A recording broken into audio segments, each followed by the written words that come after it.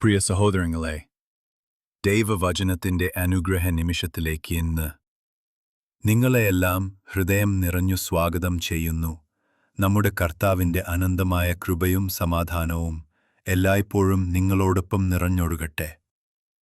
വിശുദ്ധ ഡൊമിനിക്കിന്റെ ഓർമ്മയെ ആഘോഷിക്കുന്ന ഈ പ്രത്യേക ദിനത്തിൽ വചനത്തിന്റെ ശക്തിയാൽ അനേകർക്ക് വിശ്വാസത്തിന്റെ വെളിച്ചം പകർന്ന മഹാനായ വിശുദ്ധനെ നമ്മൾ ആദരിക്കുന്നു.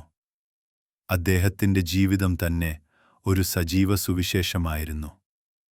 ഇന്ന് ദൈവം നമ്മെ എത്രമാത്രം സ്നേഹിക്കുന്നു എന്ന സത്യവും ആ സ്നേഹത്തിന് പ്രതികരിച്ച് ഒരു ശിഷ്യൻ എങ്ങനെയാണ് ജീവിക്കേണ്ടത് എന്ന സത്യവും നമ്മൾ ധ്യാനിക്കുന്നു.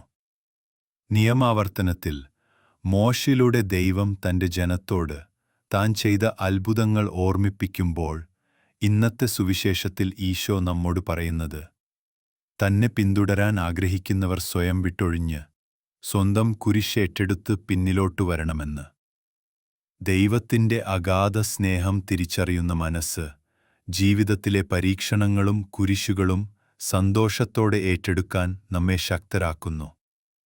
അതുകൊണ്ട് ഇന്ന് നമ്മുടെ ഹൃദയങ്ങളെ തുറന്ന് പരിശുദ്ധാത്മാവിന്റെ മാർഗനിർദ്ദേശം പ്രാർത്ഥിച്ച് ഈ ദൈവവചനധ്യാനത്തിലേക്ക് ഒരുമിച്ച് കടക്കാം. പ്രിയ സഹോദരങ്ങളെ, ഇന്ന് ഒന്നാം വായനയായി നമുക്ക് ലഭിച്ചിരിക്കുന്നത് നിയമാവർത്തന പുസ്തകത്തിലെ 4-ാം അധ്യായത്തിലെ 32 മുതൽ 40 വരെയുള്ള വചനങ്ങളാണ്. മോശ ഇസ്രായേൽ ജനത്തോട് അവസാനമായി നടത്തുന്ന അത്യന്തം ഹൃദയസ്പർശിയായ പ്രസംഗത്തിന്റെ ഭാഗം. മോശ ദൈവം അവരുടെ ജീവിതത്തിൽ പ്രവർത്തിച്ച മഹത്തായ അത്ഭുതങ്ങളും ശക്തമായ ഇടപെടലുകളും ഓർമ്മിപ്പിച്ചുകൊണ്ട് അവനോടുള്ള വിശ്വസ്തതയിൽ ഉറച്ചു നിൽക്കാൻ അവരെ പ്രോത്സാഹിപ്പിക്കുന്നു. അവിടുന്ന് പറഞ്ഞതുപോലെ, ഭൂമിയുടെ സൃഷ്ടിക്കാലം മുതൽ ആകാശത്തിന്റെ ഒരു അറ്റം മുതൽ മറുവശം വരെ അന്വേഷിച്ചാലും തീയുടെ മധ്യത്തിൽ നിന്ന് മനുഷ്യരോട് സംസാരിക്കുന്ന ദൈവത്തിന്റെ സ്വരം കേട്ടിട്ടും ജീവനോടെ നിലനിന്നിട്ടുള്ള ഒരു ജനത വേറെ ഉണ്ടോ? പരീക്ഷണങ്ങളും അടയാളങ്ങളും അത്ഭുതങ്ങളും യുദ്ധങ്ങളും ശക്തമായ കരവും നീട്ടിയ ഭുജവും ഭയാനകമായ സംഭവങ്ങളും ഉപയോഗിച്ച് മറ്റൊരു ജനതയുടെ ഇടയിൽ നിന്ന് സ്വജനത്തെ തിരഞ്ഞെടുത്തിട്ടുള്ള മറ്റൊരു ദൈവമുണ്ടോ? നിങ്ങളുടെ കണ്ണിനു മുമ്പിൽ തന്നെ ദൈവം ഈജിപ്തിൽ ചെയ്ത പ്രവർത്തികൾ അവിടുന്ന് മാത്രമാണ് സത്യദൈവമെന്നും അവനല്ലാതെ മറ്റൊരുവനില്ല എന്നും തെളിയിക്കുന്നവയാണ്. സ്വർഗത്തിൽ നിന്ന് ശാസനയ്ക്കായി അവിടുന്ന് തന്റെ സ്വരം നിങ്ങളെ കേൾപ്പിച്ചു. ഭൂമിയിൽ നിന്ന് തന്റെ മഹത്തായ അഗ്നി നിങ്ങൾക്ക് കാണിച്ചു. ആ അഗ്നിയുടെ മധ്യത്തിൽ നിന്ന് സംസാരിക്കുന്ന ശബ്ദം നിങ്ങൾ കേട്ടു. നിങ്ങളുടെ പിതാക്കന്മാരോടുള്ള തന്റെ സ്നേഹത്തിന്റെ കാരണത്താൽ അവിടുന്ന് അവരുടെ തീയുടെ നടുവിൽ നിന്ന് സംസാരിക്കുന്ന ദൈവത്തിന്റെ ശബ്ദം കേൾക്കാനുള്ള ഭാഗ്യം നിങ്ങൾക്ക് ലഭിച്ചു. ലോകത്തിലെ ഏറ്റവും ശക്തനായ സാമ്രാജ്യത്തിന്റെ പിടിയിൽ നിന്ന് ദൈവം തന്റെ ശക്തികരം നീട്ടി നിങ്ങളെ മോചിപ്പിച്ചു. നമ്മുടെ ജീവിതത്തിലും അനവധി അത്ഭുതങ്ങൾ ദൈവം ചെയ്തിട്ടുണ്ടെങ്കിലും പ്രയാസകാലങ്ങളിൽ നമ്മൾ പലപ്പോഴും ദൈവം എവിടെയാണ് എന്ന് ചോദിക്കുന്നു. അത്തരം സമയങ്ങളിൽ മോശയുടെ വാക്കുകൾ നമ്മെ വിളിക്കുന്നു. പഴയകാലം അന്വേഷിക്കുക. നമ്മുടെ സ്വന്തം യാത്രയിൽ ദൈവം ചെയ്ത വിശ്വസ്ത പ്രവർത്തനങ്ങൾ ഓർത്തെടുക്കുക. പ്രിയ സഹോദരങ്ങളെ, ഒരു നിമിഷം കണ്ണുകളടച്ച് സ്വന്തം ജീവിതത്തിലേക്ക് തിരിഞ്ഞു നോക്കാം. എത്ര പ്രതിസന്ധികളിലൂടെ ദൈവം നമ്മെ കരുതലോടെ കൊണ്ടുപോയി. രോഗത്തിന്റെ കിടക്കയിൽ, സാമ്പത്തിക തകർച്ചയുടെ ഇരുട്ടിൽ, ബന്ധങ്ങളുടെ കലഹത്തിൽ, ആരും കൈപിടിക്കില്ലെന്ന് തോന്നിയ ഏകാന്ത നിമിഷങ്ങളിൽ ഒരു ദൈവീക സ്പർശം പോലെ സഹായം എത്തിച്ചേരുന്ന അനുഭവങ്ങൾ നമ്മെ ഓർമ്മിപ്പിക്കുന്നില്ലേ? മോശ പറഞ്ഞ അടയാളങ്ങളും അത്ഭുതങ്ങളും നമ്മുടെ ജീവിതത്തിലും പതിഞ്ഞിട്ടുണ്ട്.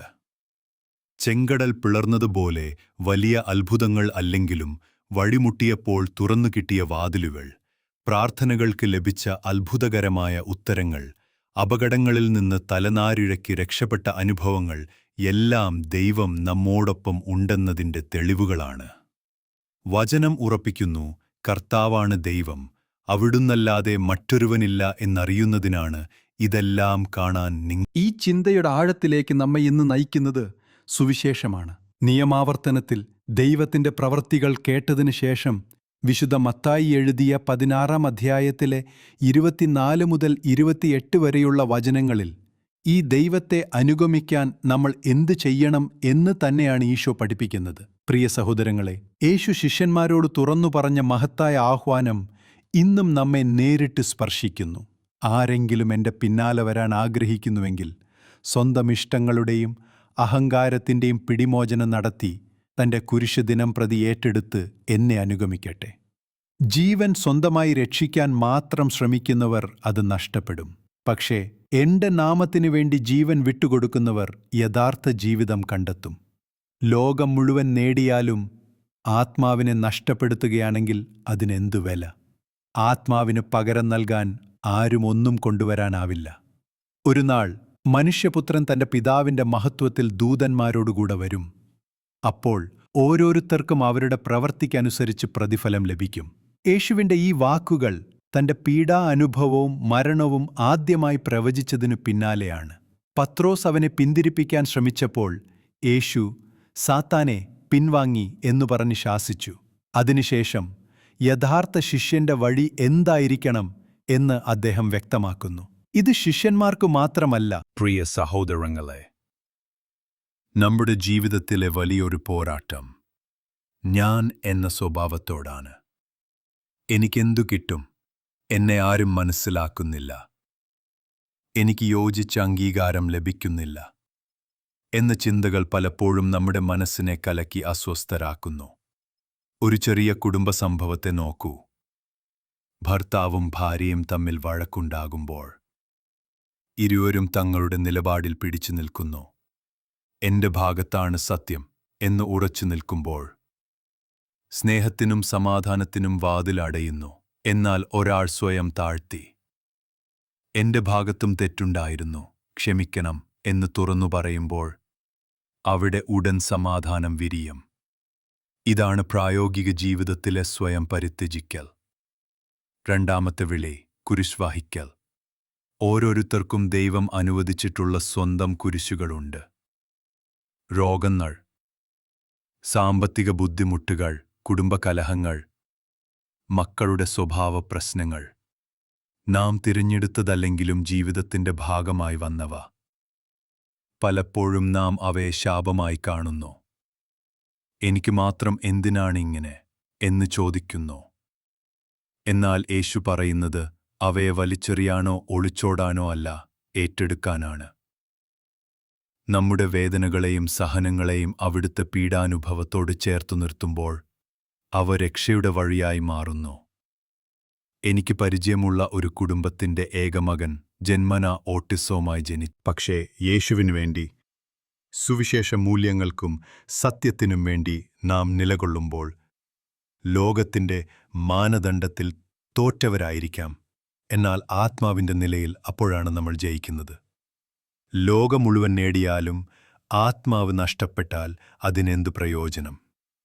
എത്ര കുത്തേറ്റ ചോദ്യമാണിത്. ഇന്നത്തെ മനുഷ്യൻ പണം, ആഡംബര വീട്, പുതുമുഖ കാർ, ഉയർന്ന സ്ഥാനങ്ങൾ എന്നിവയുടെ പിന്നിൽ ഓടുമ്പോൾ ആത്മാവിനെക്കുറിച്ച് ചിന്തിക്കാൻ ഇടവേള എടുക്കുന്നുണ്ടോ? ഭൂമിയിലെ എല്ലാത്തും ഒരു ദിവസം അവസാനിക്കും, പക്ഷെ ആത്മാവ് നിത്യമാണ്. അതിനാൽ ഈശോ നമ്മെ ക്ഷണിക്കുന്നത് നിത്യമായ ലക്ഷ്യത്തിനായി ജീവിക്കാൻ. വിശ്വാസത്തിന്റെ ചരിത്രം തുറന്നു നോക്കുമ്പോൾ ആദ്യ വായനയിലെ ദൈവത്തിന്റെ പ്രഖ്യാപനം നമ്മെ ഉണർത്തുന്നു. ഞാനാണ് ഏക ദൈവം.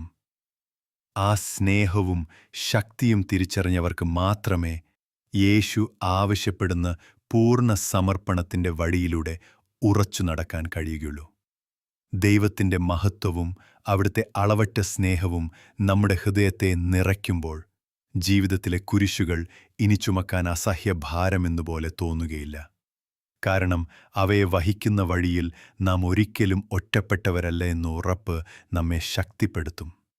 ഒരിക്കൽ ഈജിപ്തിലെ അടിമത്തത്തിൽ നിന്ന് തൻ്റെ ജനത്തെ വിമോചിപ്പിച്ച അതേ ദൈവം ഇന്ന് നമ്മുടെ പക്കൽ തന്നെ നടക്കുന്നു. അതിനാൽ ഇന്നത്തെ സന്ദേശം നാം ജീവിതത്തിൽ നടപ്പാക്കേണ്ടത്, കരുണയുടെയും ശക്തിയുടെയും ഉറവയായ കർത്താവേ, നിന്റെ മഹത്വവും അളവറ്റ സ്നേഹവും ഓർത്ത് അതിൽ വിശ്വാസത്തോടെ ജീവിക്കാൻ ഞങ്ങളുടെ ഹൃദയം ഒരുക്കണമേ. സ്വയം പരിത്യജിച്ച് നമ്മുടെ കുരിശെടുത്ത് വിനയത്തിലും അടങ്ങലിലും നിന്നെ അനുഗമിക്കാൻ ധൈര്യവും മനസ്സിന്റെ ഉറപ്പും നൽകണമേ. ഞാൻ എന്ന സ്വാർത്ഥ ചിന്തകൾ മാറി നിന്റെ ഇഷ്ടം നിറവേറുന്ന ജീവിതം നയിക്കാൻ ഞങ്ങളെ പഠിപ്പിക്കണമേ. ഞങ്ങൾക്ക് നൽകിയിരിക്കുന്ന കുരിശുകളെ സന്തോഷത്തോടെ ഏറ്റെടുത്തു അവയെ നിന്റെ പീഡാനുഭവത്തോട് ചേർത്തുവെച്ച് രക്ഷയുടെ വഴിയാക്കാനുള്ള കൃപ നൽകണമേ. ഈ വചനം കേൾക്കുന്ന ഓരോ മനസ്സിനെയും നിന്റെ കരങ്ങളിൽ സമർപ്പിക്കുന്നു. വേദനയിൽ കഴിയുന്ന രോഗികൾക്ക് ആശ്വാസവും സാമ്പത്തിക ബുദ്ധിമുട്ടുകളിൽ കുടുങ്ങിയവർക്ക് പുതിയ സാധ്യതകളുടെ വാതിലുകളും സംഘർഷത്തിൽപ്പെട്ട കുടുംബങ്ങൾക്ക് സമാധാനവും സ്നേഹവും പകർന്നു തരണമേ.